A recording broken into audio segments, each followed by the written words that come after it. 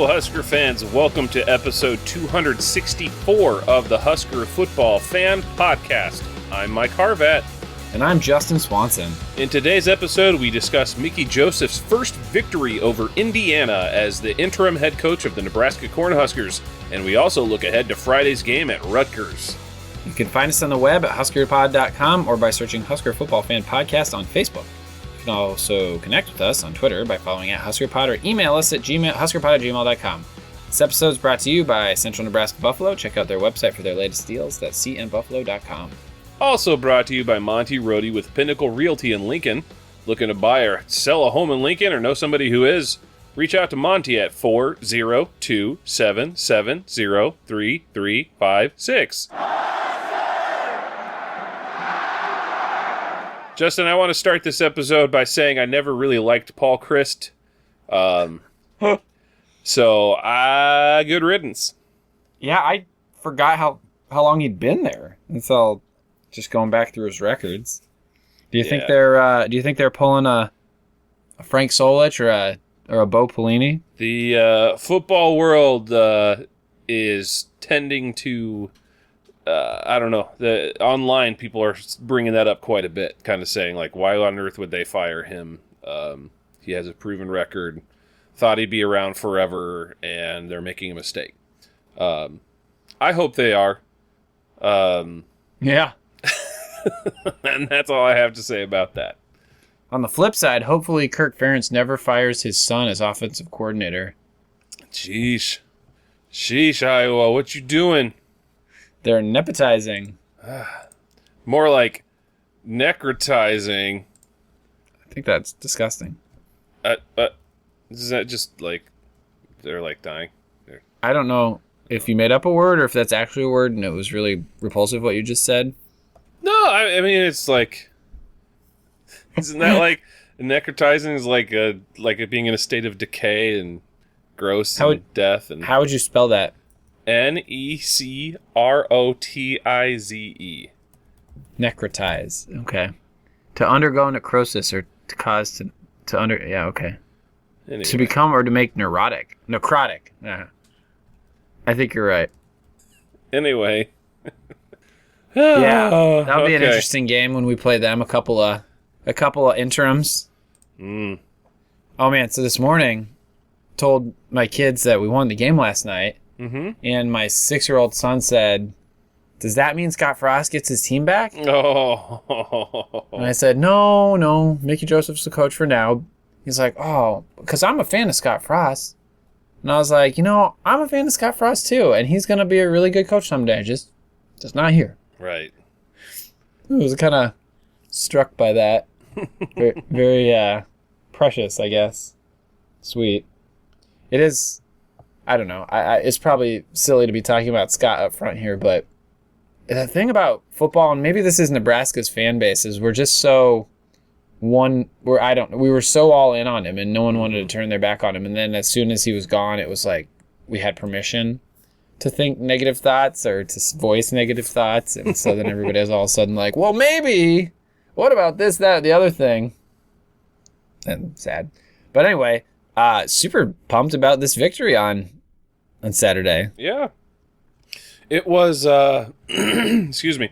It was a game where even if we somehow lost that game, I think there was still a lot of good things to pull from it, where I think people would have been like, oh, well, there are no moral victories, but we saw X, Y, and Z. Like, there were a lot of tangible things that were different about the way the team played yesterday. And thankfully, it paid off. I mean, it resulted in a victory. So, it's weird. I mean, there's people who are ready to hire Mickey Joseph right now. And it's like, let's pump the brakes. Yeah. Let him coach the rest of the season, and we'll see how things go. But, like, in 2-3 weeks' time, I've seen tangible changes that I'm happy with. For example?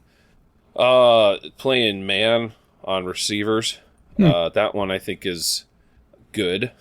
I feel like tackling was better. I liked how he was subbing out players if they messed up, including our quarterback, even though I'm not sure if the lesson that he was trying to teach the first time with our quarterback was too smart, but who is it? There's like a right tackle or something on the offensive line that everybody likes to dogpile on, and I don't want to name names, so I'm glad I don't know his name, but there's a guy online that everybody's like, this guy doesn't block anybody, and they took him out, and then the guy that replaced him got hurt.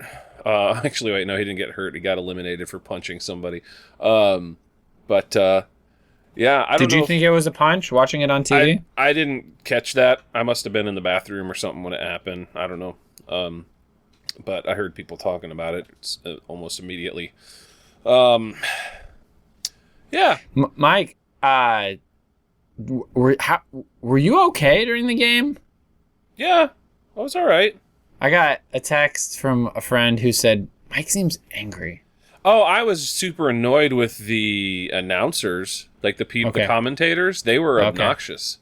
What was obnoxious about them? They just, they kept saying how much they loved Indiana. Indiana could do no wrong. They, the second Indiana did anything right, they were over the moon excited about them. And we're up by 2 touchdowns. Even at the end of the game, this is a perfect example. After the end of the game, the game had concluded, one of the commentators said something like, oh, well, that Indiana team, they fought hard, and, had they had all their receivers, could have been a different story tonight. And I'm just like, what are you doing? I thought it was your job to, talk up the team that won. That's the way it always goes. Whenever a team starts winning, the announcers get behind that team. You've seen that swing before. They got to talk about something. Yeah, and it was just, I don't know. It was super annoying to me. And I also did not like how it seemed like they were taking a break every 5 seconds for a commercial break. I don't know how it felt for you in the stadium last night, but there was a lot of cutaways to commercials. So, yeah. It was a long game. There were a lot of flags. I'm not sure if all of them were warranted. It seemed pretty ugly at times. And I'd say there was a lot of the flags were warranted, but a lot of them kind of seemed ticky-tack to me. But there were 3 gentlemen sitting in front of me, young men, I'm not sure what the right term is, who I would guess were international students. Mm-hmm. And at halftime, one turned around, he's like, hey, how long do these games go? Are they 2 hours, 2.5? I was like, oh, maybe 3, 3.5, maybe 4. And he was like, oh. It was his first game, first football experience. So we talked about the rules for a little while, and that was kind of fun. But, yeah, I was like, no, 2 hours. What is this, soccer? And also, I just want to say something real quick as an aside here. If anybody hears me clearing my throat, I'm not going to edit it out. I currently have COVID, and I'm doing okay. So thank you for anybody who's concerned. But I guess you're going to have to deal with Mike clearing his throat every once in a while on this episode. Yeah, anyway, yeah, I'm really curious as to what vibe I was given off on Twitter that somebody felt compelled to text you. So frustrated with the announcers. But I was I think that sometimes my tendency to use hyperbole might seem like I actually care about things more than I really do. Mike doesn't care about anything. He is no. a passionless automaton. But if I'm ever tweeting anything in all caps from our account, you can assume that that's me being just obnoxious. So did you? I don't know that there'd be any way you'd hear this, but during maybe the third quarter, the marching band played the "It's Corn" song. No, the Corn Kid. No, that was then songified by those guys. That yeah. That was a fun moment. They also did Hey Mickey at one point. All right, so let's see here. What did I tweet? I tweeted... Mike, you're really bothered by this. No, I was just curious. Let's see here. Actually, someone did say to you at one point, stop. Yeah. That was funny. Okay. Yeah, here. I guess maybe I was going overboard. I said, these announcers are giddy anytime Indiana does anything at all. Anything. Dude could be tying his shoes and they'd be excited to see it.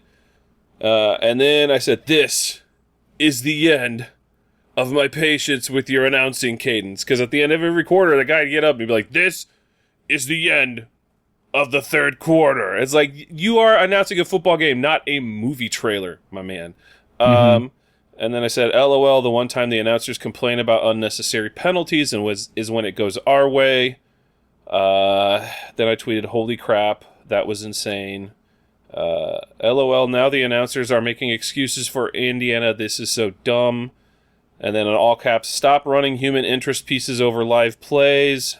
Because they like cut away to like the sideline reporter. They're like, let me tell you about little Timmy Simmons and how he came to be the water boy. It's like, the game's going on. Like, talk about the game. Do this when people are not playing football. And these announcers are willing an Indiana comeback into existence. They're desperate for it. Yeah, baby, run another commercial. More commercials, please. Do a full break after this punt. So maybe I was laying it on a little thick. But so it goes. That's what happens when Mike's got COVID brain and he's live tweeting the game. What did you think of the offense? I liked it. They did good things. It was really cool to see a vertical attack for the first time in like 20 years from Nebraska. When's the last time we landed a YOLO bomb like that? Oh my gosh. When's the last time it actually dropped? You know, I still haven't seen a replay of how he got that open. Did he just run past him? He just ran, like the ball just dropped right in his breadbasket. It was like perfect, hit him in stride so he could just keep running as soon as he had possession of it. It was great. I think I heard something. I don't know if this was from Mickey Joseph or somebody relaying something that he said, but I think on that play, who's the new offensive dude? I forget his name. Whipple? Whipple told Thompson, like it was like a Sandlot thing where he said, just throw the ball as hard as you can. Oh, yeah. And he'll adjust and he'll get it. Yeah, that was Mickey Joseph's comment afterwards, was that we always tell him, like, when you're throwing it deep, just like throw it as hard as you can and he'll get underneath it. Yeah. And it just made me think of the Sandlot. He's like, I need you to go out into center field and just stick your glove up in the air and I got you, you know? So, anyway.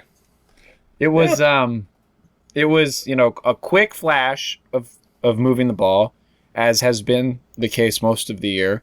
And then it was a similar kind of regression, but they stuck. I guess I can't remember which. Maybe it was Mickey.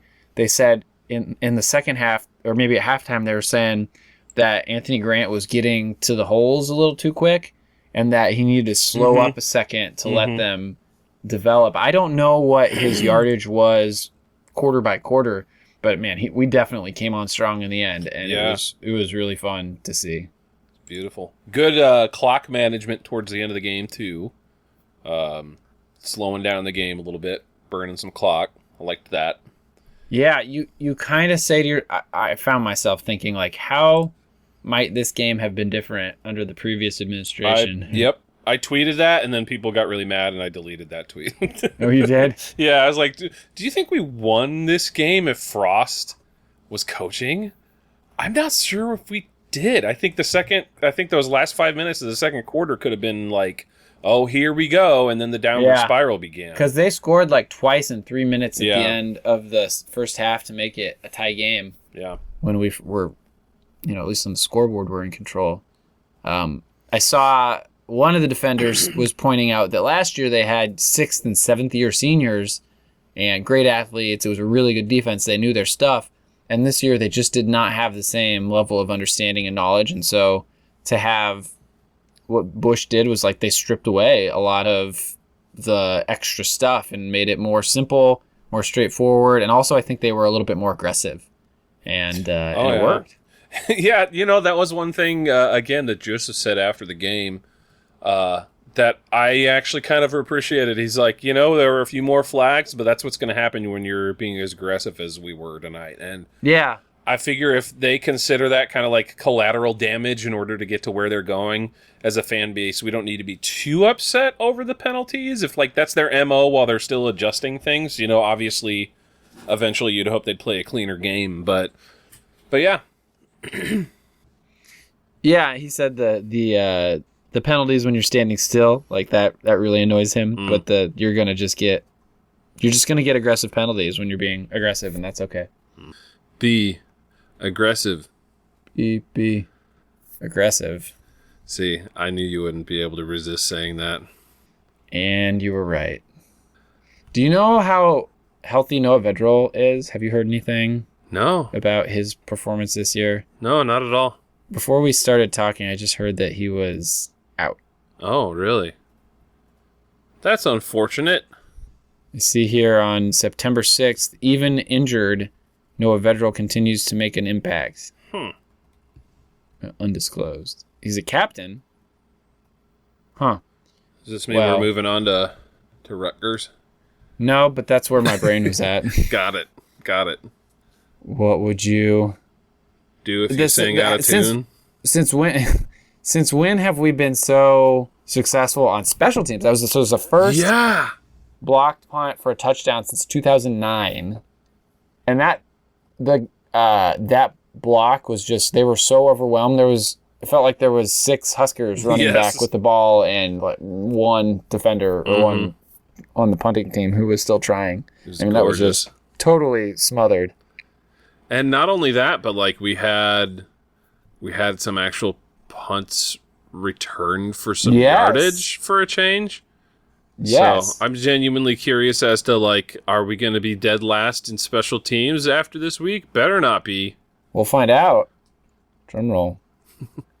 Yeah, and Bushimi punted well. He pinned. Could you tell how accidental it was when we pinned people? When we pinned Indiana in the what is it? The southeast end zone. Like it bounced off a guy at like the 1, and he wasn't even looking for it. Did you see that? No, I didn't. I mean, it might have looked like it was purposeful. It was totally an accident. It was totally I don't want to say mistake. It was totally accidental, but it worked. Yeah. So we'll take it. Fortune favors the bold. Something like that. A wise old grandpa coach said that. Wasn't that a Mike Rileyism? Hip, hip. Yeah. Hooray. Oh, boy. I still remember that, editing down that audio for one of our episodes of him doing that. Hip, hip. Did it take a long time? No, I have a... that's one of those things that's ingrained in my memory because I took the time to splice our elderly coach getting a bunch of 19 to 22-year-old kids to yell hip hip hooray with him. It was fun. Yeah. He also gave all the captains earned a Werther's original for their deeds. That really struck me as funny for some reason. So I know you've been waiting for the black shirts, but I got something better for you this week. Do you think you ever heard of shirts? Reasons? Do you think we see black shirts on Monday or Tuesday? I genuinely hope not. Really? Yeah. Why is that? I think they need to give it a little bit more time. Mike, I don't know how many more games we're going to win. Good point. I'm so glad we won this game for a variety of reasons. But, if we couldn't win this last game, this was probably the worst opponent remaining on our schedule was the one we just beat. Mm-hmm. And they were missing their top 2 wide receivers, which I'm sure your best friends, the announcers, mentioned a number of times. If we couldn't beat these guys, yeah, it might have been harder for the team to buy in what Mickey and Whipple and Bush were selling. And, things could have really gone downhill. And so I think every win we get, maybe this is super obvious to everyone, but I think every win we get makes the transition to whoever is the next coach that much easier. Because, I don't know, I feel like the mood just lifts. I always feel guilty with how happy I was today, especially the first half of the day. Just not that emotional hangover of defeat that we've dealt with for the last year. Right. FBS defeat, certainly. So anyway, I feel like every win is just a deposit, a down payment towards the future. Whether it's Mickey, if we win out, or if we can still go to a bowl, maybe it's Mickey. But unless that happens, I'm just assuming it's not Mickey. I hope he's really successful this season and that he launches, whether it's to the Huskers head coaching position or elsewhere. I hope this is a great springboard for his career. He seems to be doing a great job. The student athletes seem to love him. Trev seems to really appreciate him. If he's not the head coach at Nebraska after this year, he should be the head coach somewhere.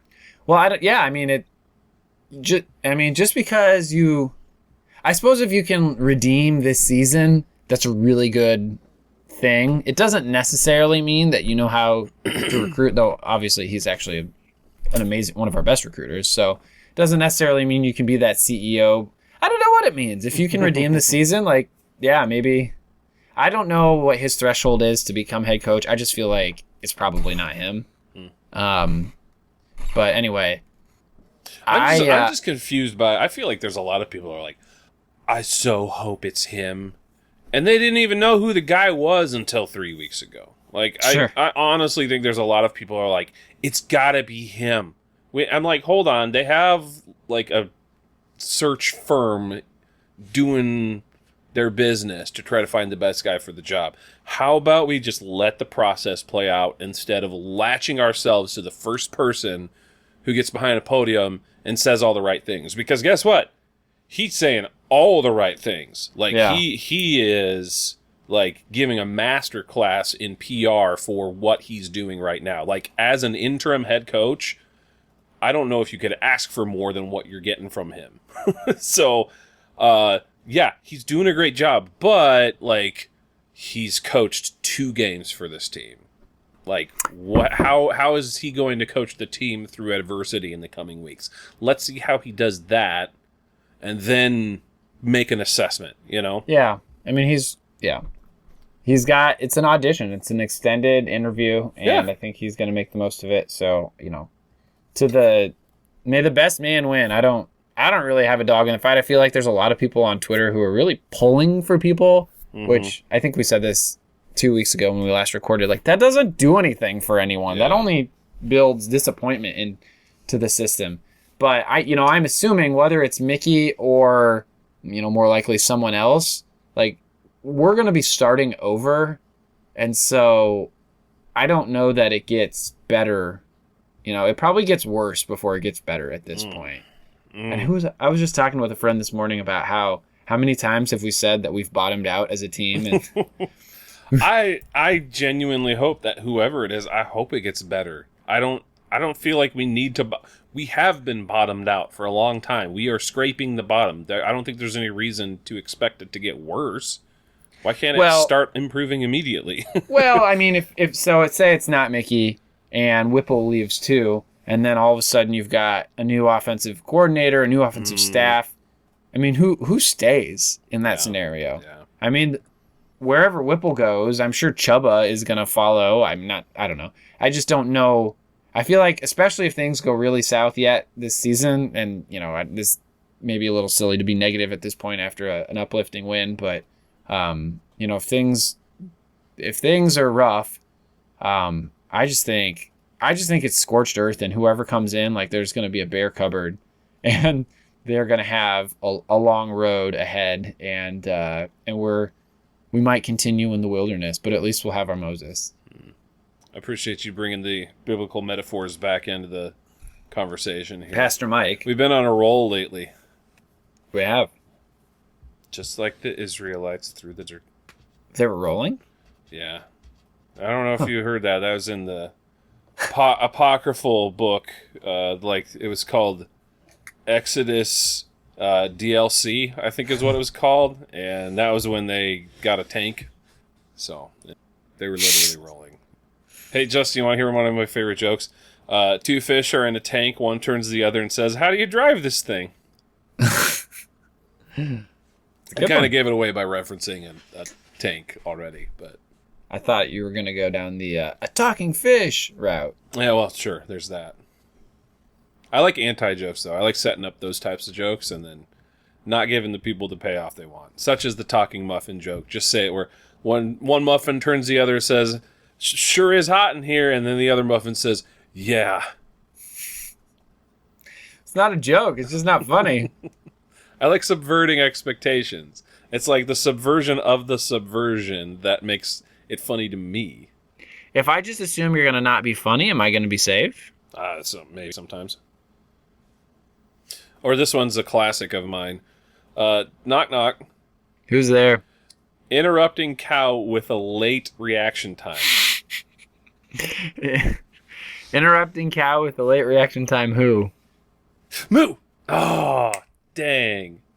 See, I thought you were going to subvert my expectations by actually interrupting me quickly. Right. I could have. I just don't know what to believe. Did I not subvert your expectations by doing exactly what you thought I was going to do? Oh, man, we're in deep now. I think it's time to talk about Rutgers. Wait, let's look at SP+. Yes. Drum roll for the special teams. I'm going to do it on my chest so that I don't mess up the microphone. Can give it a long drum roll. The Huskers come in at 63 overall, 50 for offense, 74 for defense, and 128 What? for special teams. Still? This is garbage. What do we got to do? Block 2 punts and take them in for a touchdown? Like, what do we got to do? I don't know what it takes to dig out of this hole, but I guess we had that shanked punt. So we're up 5 spots overall. We're up 18 spots offensively. We're up 8 spots defensively, and we're up. Oh, actually, no, we dropped 8 spots on special teams. I don't get it. Bill Connolly. I don't. I feel like I'm in Bizarro World. Or like last year world. Right. I guess there were no field goal attempts to speak of. I don't know if that affects it. Indiana is 83rd overall, offensively 92nd, defensively 73rd. Their special teams unit is 32nd. Psh. Guess what we did to their special teams? What? How would you quantify what we did? We blocked one of their punts. Sure. Rutgers, who's 3-2, is 77 overall. Okay. Their offense is 103rd, so worse than ours by a substantial margin. Their defense is 42nd overall, so, like a third better than ours. Special teams, 41. And looking at the old ESPN matchup predictor on ESPN.com. It's got them having, I can't remember what it was 2 weeks ago, but it looks like it's kind of a 50-50 affair. I mean, I guess they gave them the edge, 54.6% versus 45.4% for us. But really? Yeah, but looking at it, it looks like they're predicted to win by a little over a field goal at this point in the week. So, I feel like the betting favors us, but that's just because Nebraskans probably bet for Nebraska no matter what. I feel like it skews things, don't you think? Maybe. I don't know. I don't pay attention to that garbage. Gambling is a path to financial ruin for many, so I just avoid it altogether. Fair enough. I'm not a participant myself. We're alienated a chunk of our listeners. That's okay. The over-under is 51, so handful of touchdowns per team. I don't know. I feel like were I betting, man, I'd take the over. I feel like this offense can score. Mm-hmm. Well, I guess their offense isn't great. I feel like we should win by a lot more than that. I feel like this is winnable in the wake of a victory over Indiana, if that makes any sense. Totally. Mm-hmm. Go ahead. No, you first. No, I was just going to say, I think momentum is huge for this team right now. Like you were saying, having a victory is going to go a long way in these kids buying in, and they're going to work, I would say, harder this week to get ready for Rutgers than if they had lost yet another game, Definitely, yeah. Yeah, I think every evidence of things are working is great. And it does seem from, this social media posts of the players going crazy with Mickey in the locker room. They seem to really like him and are excited to play for him. So, yeah. yeah, the more that they can all feel the love, the better. I'm pretty sure that on a PAT, Indiana just smothered the long snapper, like jumped right over him and on top of him, which is cheating. You can't do that. And they didn't get called for it with all the flags. Oh, that was something where if you were, I don't know if you could see it very well from where you were sitting, but there were, like, I don't get how we were getting called for holds and their offensive line was not. People were actively tweeting screenshots of their players, like, with their arms wrapped around dudes trying to get to the guy with the ball. And, you know, it is what it is, but it does feel like after a while, like there's this pattern. It's just the longest tradition in Big Ten officiating is not calling holds on Nebraska opponents. It's tale as old as time. But, you know, and then there's those people who are like, oh, well, there's holding on every play. It's got to be egregious. It's like, yeah, but. Mike, what is your excitement level for a Friday night game against Rutgers at 6:30? 0. I think Friday night games are like the stupidest thing on the planet. Okay, let me rephrase that. I have the most completely moronic thing. Sure. Here. This is why I'm excited for a Friday night game. Okay, what? It frees up my Saturday. That's true. That's the only reason I'm like, on the plus side, I can do what I want on Saturday now. Well, on this Saturday, I will be doing, or this coming Saturday, I'll be doing market to market, so I can't stay too late. Well, I mean, I think we have to leave our house at 3:45 a.m.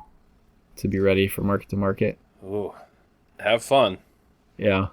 Oof. It was fun when I participated in the past. Like, it is, I think if anybody is capable of participating in the market to market, they should try it at least once. I think it's a really unique, fun experience. Absolutely. You know, that was the Friday thing. Like, that's a quick turnaround for us, but Rutgers got pounded by Ohio State. They did. On Saturdays, so, you know, I'm not sure who that benefits more. I mean, on one hand, they got, you know, the snot kicked out of them. But on the other hand, we won a tight slobber knocker to the end, so our starters played the whole time, and maybe they were able to sub out their starters earlier. Who knows? So I'm not sure who gets the advantage. It's kind of hard to place Rutgers just because, like, they haven't beaten anybody of consequence. But at the same time, we've had people who are not of consequence beat us this year, so I don't know. Yeah, I mean, Boston College, you know, they won by 1 point for that game. And then, you know, as expected, beat Wagner and then eked out a victory against Temple. But then Iowa and Ohio State took it to them. So it's kind of hard to know what to expect. What is the deal with Michigan State this year? I have heard and seen nothing about them. They've not done well. After they were like 11-2 last year during market to market, it was the day we played Michigan State, and I came home from the game from the run. I don't remember how close it was at halftime, but that was one where it's like we were gonna win, and then we shanked the punt hard to the left, and never recovered. That might have been, in some ways, like the special teams play that broke Scott's back, because that was going to be his signature win. Yeah. And of all the fluky ways to lose, I'm not systematically working my way through my memory right now, but that feels like it must have been the flukiest. Yeah. Well, now here ESPN says it's 6 o'clock start time. Yeah. Okay, I was thinking 6:30, so 6 is... 6:30 was this past week, so maybe right, mixing up Thanks. the two. Yeah. Thank you. Hey, Mike, go Big Red. Go Big Red.